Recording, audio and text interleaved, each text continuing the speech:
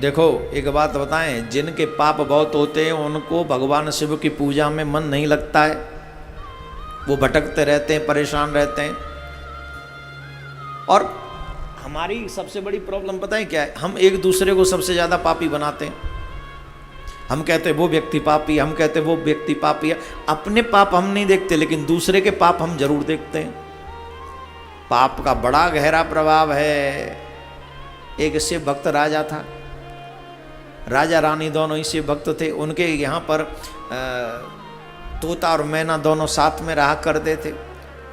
राजा रानी ने उनको एक ही पिंजरा दिया था कि दोनों, जैसे हम पति पत्नी साथ रहते वैसे ये भी रहें। तो देखो पति पत्नी में कितने दिन प्यार रहता है ये तो आप समझते ही हो। समय के बाद थोड़ी सी लड़ाई बड़ाई भी शुरू हो जाती है। एक दिन मैना बोली, ए तोता, बोले हाँ, बोले मैंने देख लिया है ये पुरुष लोग बड़े पापी होते हैं, ये बड़े धोखेबाज होते हैं। पुरुष लोग बड़े पापी होते हैं, धोखेबाज होते हैं, अवसर पाने पर ये कुछ भी कर सकते हैं, इनसे बड़ा पापी कोई नहीं। किसने कहा? मैना ने। तोता बोला तू रिंदे, पुरुष उतना पाप कर ही नहीं सकते जितना पाप स्त्रियां करती हैं। स्त्रियां जितना पाप करती हैं पुरुष उतना पाप नहीं कर सकते।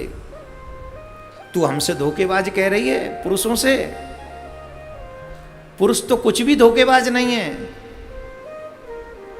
जितनी धोखेबाज स्त्रियां होती हैं ये पापनी होती हैं, ये किसी का भी हत्या कर देने वाली होती हैं। तू हमसे पापी कहती है? तो तोता और मैना आपस में दोनों लड़ रहे थे कि पुरुष पापी होते हैं कि स्त्री, मतलब जाति कोई भी हो सकती है, चाहे वो पशु पक्षियों में भी नर और मादा हो सकते हैं।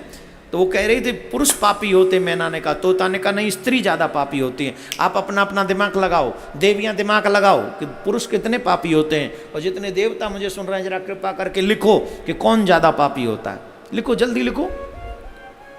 राजा ने पूछा भाई तुम दोनों क्यों लड़ रहे हो, किस बात पे विवाद है? मैना ने कहा ये मानता नहीं, पुरुष पापी होते हैं, स्त्रियों से ज़्यादा बड़े पापी पुरुष होते हैं। तोता से पूछा तुझे क्या प्रॉब्लम है? बोले साहब मैं कैसे मान जाऊं, स्त्रियां ज़्यादा बड़ी पापी होती हैं। तो राजा ने कहा एक काम करो, दोनों अपनी विचार बताओ किस बिहाफ पे, कोई रीजन भी तो होगा।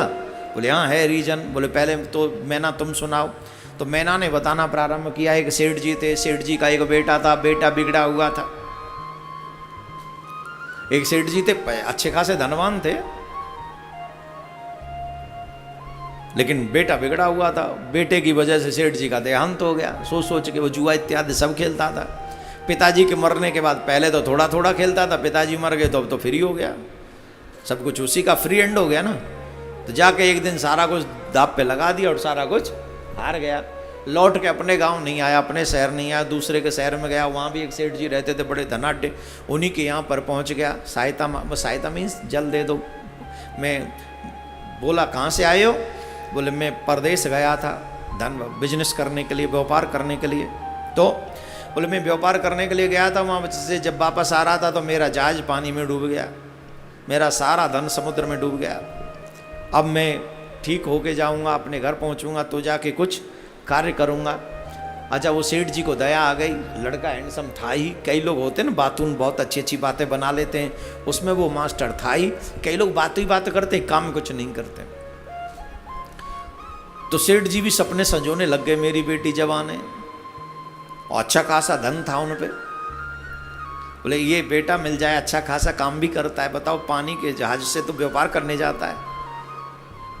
तो बात करी, बेटा तू हमारे बेटी को देख ले, पसंद हो तो ब्याह कर ले। बिल्कुल, वहाँ को तुम सब कुछ लूटी गए हो, वो तो तैयार डोल लो। जल बोले हाँ ठीक है विवाह कर लेते हैं। विवाह कर लिया। विवाह कर लिया तो अपनी बेटी के साथ खूब दहेज देकर अपने दामाद को विदा किया। और इसको तो विवाह करना ही नहीं था, इसको तो सिर्फ धन के चक्कर में इसने विवाह किया था। तो जितना भी दहेज दिया था और जो गहने वहने देवी ने पहने हुए थे, उन्होंने उससे कहने लगा देवी सुनो, हम जंगल में होके जा रहे हैं और इस जंगल में होके जा रहे हैं तो पता नहीं कब कौन कैसा चो लुटेरा यहाँ पर आ जाए, इसलिए तुम एक काम करो, ये गहने उतार के हमको दे दो, हम कमर में बांध लेते हैं। अब बेचारी पत्नी अपने पति पे विश्वास न करे तो किस पे करे। उसने दे दिए, बोले ये लो जी, कमर में बांध लिए। रात्रि के समय उसी जंगल में रुक गए। जंगल में एक कुआं था, जंगल में एक कुआं था, उसके साथ में दासी थी। उस दासी को उसने मार दिया, पत्नी को भी कुएं में धक्का मार दिया, सोच के कुएं में अपने आप मर जाएगी, या जंगल में कौन इसे बचाने आएगा, और झट सारा सामान लेके चला गया।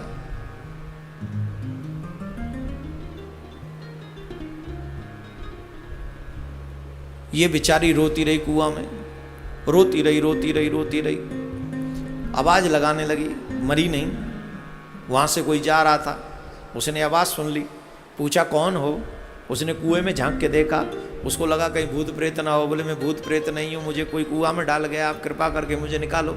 उसे कुआं, अब वहाँ तो कुछ जगह नहीं, वो थी नहीं कोई वस्तु, तो फिर भी उसने लता पता से जुगाड़ करके उसको निकाल लिया। पता पूछा कि तुम कहाँ के रहने वाली हो, तो अपने पिता के यहाँ उसको वापस पहुँचा दिया, क्योंकि पति का तो पता ही नहीं था, पति तो लापता था, तो पिता के यहाँ जाना पड़ा। पिता ने पूछा ये सब क्या हो गया, तो उस बेचारी ने, बड़ी धर्मपरायण थी, बड़ी पतिव्रता थी, उसने क्या किया, उस धर्मपरायण स्त्री ने कहा महाराज पिताजी, हम जब जा रहे थे एक वन में, कुछ डाकुओं का गिरोह आ गया। अपने पति के सम्मान की रक्षा कैसे भारतीय नारी करती हैं। बोले डाकुओं का एक गिरोह आ गया और उन्होंने सब कुछ सामान लूट लिया, मुझे कुएं में फेंक गई, मेरी दासी को मार दिया, और मेरे पति का कोई अता पता नहीं है, वो मरे हो जिंदो भगवान ही जाने। अपनी बेटी को अपने हृदय से लगा के कहा चिंता मत करो, धैर्य धारण करो, हो जाएगा, जरूर तुम्हारा पति जिंदा होगा, कुछ न कुछ अच्छा अवश्य होगा। यहाँ तो इस बेटी की बात हुई, अब उसकी सुनो जो लेके भागा था। जुआ तो जुआ जड़े विनाश की ये नाश करावे। ये जो जुआ है ये विनाश की जड़ है, अच्छे अच्छों का नाश कर दिया, महाभारत जैसा युद्ध करा दिया, फिर भी हमारे लोग जुआ खेलते हैं। और आजकल तो बाकायदा प्रचार होता है चैनलों पर, ये खेल खेलो, इसमें वित्तीय रिस्क है, अपनी जिम्मेदारी पे खेलें। ये भारत विश्व गुरु बनेगा, जुआ खिलाएगा, ऑनलाइन जुआ खिलाएंगे हम। ये हमारे भारतीय संस्कार हैं। भारत माता की जय। ऑनलाइन जुआ खिलवा रहे हैं और हम गौरव महसूस कर रहे हैं। जिस एक जुआ के कारण महाभारत का युद्ध हो गया, हमने घर घर में जुआ पहुंचा दिया ऑनलाइन, और बड़े बड़े स्टार उसका प्रचार करते हैं, जिनको हम लोग स्टार कहते हैं। वारे मेरे भारत की संस्कृति, भगवान सबको भलो करियो, क्या कर सकते हैं, सब छोड़ो ना, कहाँ थे हम। तो वो जुआ खेलने गया सेठ जी का बेटा, और फिर सबको जुए में हार गया, जो कुछ व्यवस्था थी सब सूपड़ा साफ कर दिया। अब क्या करें, तो उसने कहा वो तो लड़की तो मर गई, ससुर जी को थोड़ी पता है, तो प्लान किया कि मेरे घर में पुत्र हुआ है, ये प्लान करके जाऊंगा और ससुर जी से कहूँगा डट्ठोन करने जा रहा हूँ, आप अपने देवते के लिए कुछ उपहार भेजिए, तो वो ले आऊँगा, फिर खेलूँगा। अब जैसे ही ससुराल पहुंचा तो सबसे पहले देवी जी से ही सामना हो गया, और देवी जी से सामना जब हो गया तो झट झेंप गया, मुंह लटक गया। तो जब मुंह लटक गया तो पूछा, पत्नी ने कहा चिंता मत करो, मैंने अपने पिताजी को कुछ नहीं बताया, जो पिताजी को बताया था वही सारी घटना। बोले मैं अपने पति का सम्मान नहीं, तुम्हें बिल्कुल भी परेशान होने की जरूरत नहीं, तुम आगे मेरे लिए यही सबसे खुशी की बात। वो गहने वहने लेके सोई हुई थी। बोले भैया ठीक है, कल सुबह चलेंगे। तो उसने भी अपनी व्यवस्था अरेंजमेंट सब कर लिया, और गहने वहने उसने पहने हुए थे, वो गहने वहने फिर उतार लिए, चाकू हाथ में था, गोविंदा नमो नमः रात में करके उसको मार के चला गया। मैना बोली इसलिए कहती हूं ये सब मेरी आंखों के आगे हुआ। मैना ने कहा, मैना ने कहा ये सब मेरी आंखों के, मैंने अपनी आंखों से देखा है। पुरुष इतने धोखेबाज होते हैं। अपनी पत्नी को उसने इस तरीके से मारा और सामान लेके चला गया।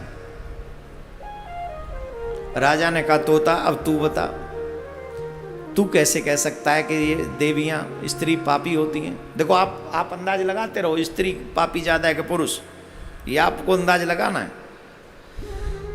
तो तोता ने कहा सुनो महाराज, हम आपको एक बात सुनाते हैं, हमारी भी अपदेखी बात है ये, अपनी आंखों से देखिए।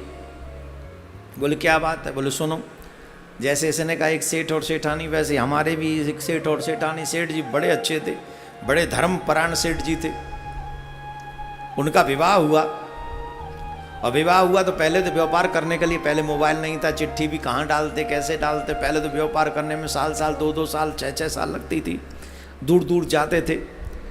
तो सेठ जी विवाह करने के बाद कुछ दिन बाद अपने व्यापार के लिए प्रदेश चले गए, और व्यापार के लिए जब प्रदेश चले गए तो वहाँ से उनको वापस आने में 12 साल लग गए। कितने?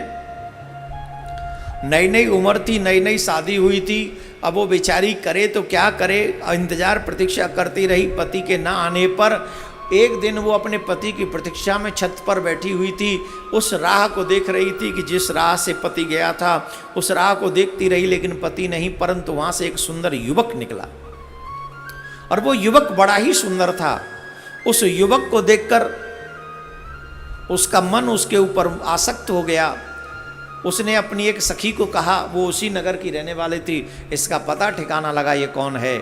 और उसने पता ठिकाना लगाया, उससे मित्रता बढ़ाई, और नित्य रात्रि में जब सब सो जाते तो नित्य उससे मिलने के लिए अपनी सहेली के घर में उसको बुलाती और वहां जाती। ये नित्य का काम था। लेकिन संयोग से एक दिन पति आ गया, और जब पति आ गया तो वो अपने रात्रि में अपने पति के साथ में थी, पर मिलने की इच्छा अपने मित्र से थी उसकी। तो वो करे तो क्या करे। तो पति जब सो गया तो वो अपने मित्र से मिलने के लिए सखी के घर में गई। उस सखी के घर में एक पीपल का पेड़ था। उस पीपल के पेड़ पे पिशाच रहा करता था। उस पिशाच ने जब देखा,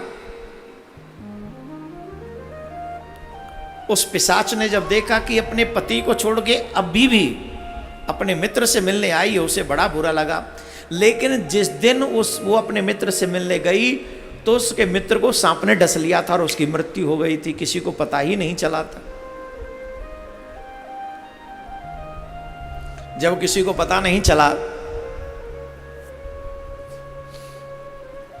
तो ये जब गई तो पिशाच उसके आत्मा में, उसके शरीर में आ गया। किसके? इसके मित्र का जो सर पे डेड बॉडी पड़ा था उसमें आ गया, और उसके बॉडी में आकर उसने इसकी नाक को खा लिया, नाक काट दी। जब इसकी नाक काट दी, खा गया, पिशाच था, मुंह से खा गया। तो सखी ने कहा ये क्या हो गया? बोले अब तू एक काम कर, तेरा पति सो रहा, जल्दी जा और जाके पति के पास बैठ जा, और पति के पास बैठकर रो और यही कह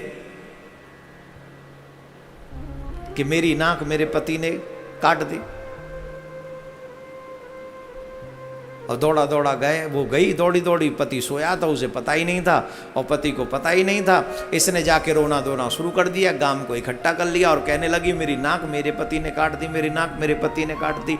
राजा को बुलाया गया, राजा के यहाँ न्याय होने लगा, और राजा के यहाँ न्याय होने लगा तो वो जो प्रेत था, पिशाच था, वो किसी न किसी रूप में पहुंचा उस राजा के पास, और उसने कहा ये नहीं है सत्य, इसने इसकी नाक नहीं काटी। नाक इसने काटी है, इसका मित्र पड़ा है, उसके मुंह में अभी भी इसकी नाक लगी हुई, जाके देखो।